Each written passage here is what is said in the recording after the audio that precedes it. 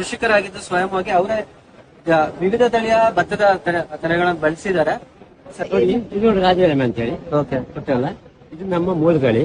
ಮೂಲ ನಮ್ಮಲ್ಲಿ ಮೊದಲಿದ್ದ ನಮ್ಮಲ್ಲಿ ಇದ್ದದ್ದು ಗೊತ್ತಲ್ಲ.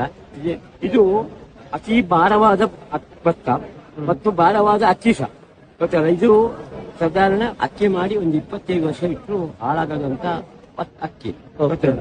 ಇದು ಗೊತ್ತಿಲ್ಲ, ಇದಕ್ಕೆ ಯಾಕಂದ್ರೆ ಇದು ಗೊತ್ತಲ್ಲ, ಇದು ನಮ್ಮ ಮೂಲ ತಳಿ ಕಾಯಮೆ ಅಂತ ಹೇಳಿ. ಅದು ನೀವು ನೋಡ್ಬೇಕಷ್ಟೇ. ಕಾಯಮೆ ಅಂತ ಹೇಳಿದ್ರೆ ಅದು ನಮ್ಮ ಮೂಲ ತಳಿ. ಅದು ಉಂಟಲ್ಲ ಕೆಂಪಕ್ಕಿ ಗೊತ್ತಲ್ಲ, ಬೆಚ್ಚಿಗೆ ಮಾಡ್ಲಿಕ್ಕೆ ಆಗ್ತದೆ, ಕುಚ್ಚಿಗೆ ಮಾಡ್ಲಿಕ್ಕೆ ಆಗ್ತದೆ.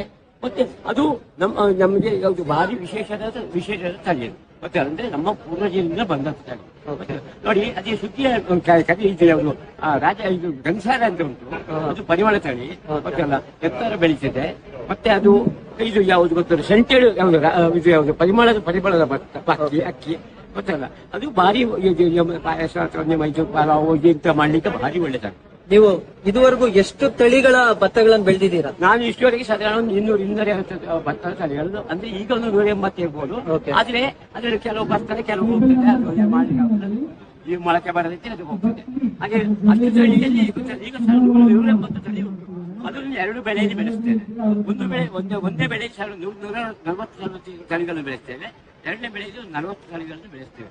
ಹಾಗೆ ಇದನ್ನು ಗೊತ್ತಿಲ್ಲ, ನಾವು ಇಷ್ಟನ್ನು ನಾವು ಅಕ್ಕಿ ಮಾಡಿಯೇ ನಾವು ಇಟ್ಟುಕೊಳ್ತೇವೆ.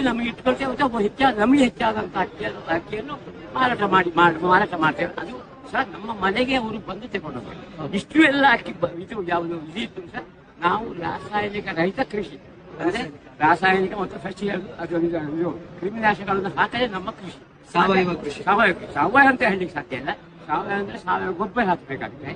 ಸಾವಯವ ನಾವು ಪ್ರಕೃತಿಯಿಂದ ಅಂದ್ರೆ ನಮ್ಮ ಹಟ್ಟಿಯ ಗೊಬ್ಬರ ಹಾಕಿ ನಮ್ಮ ಕಳೆಗಳನ್ನು ಹಾಕಿ ಅದರಿಂದ ಮಾಡುವಂತ ಕೃಷಿ. ಹಾಗಾಗಿ ನಾವು ಇದು ಸಹಜ ಕೃಷಿಯನ್ನು ಮುದ್ದಿನಿಂದ ಬಂದಂತ ಕೃಷಿ ಗೊತ್ತಿಲ್ಲ. ಹಾಗಾಗಿ ನಾವು ಆ ಕೃಷಿಯನ್ನು ಮಾಡ್ತಾ ಇದ್ದೀವಿ.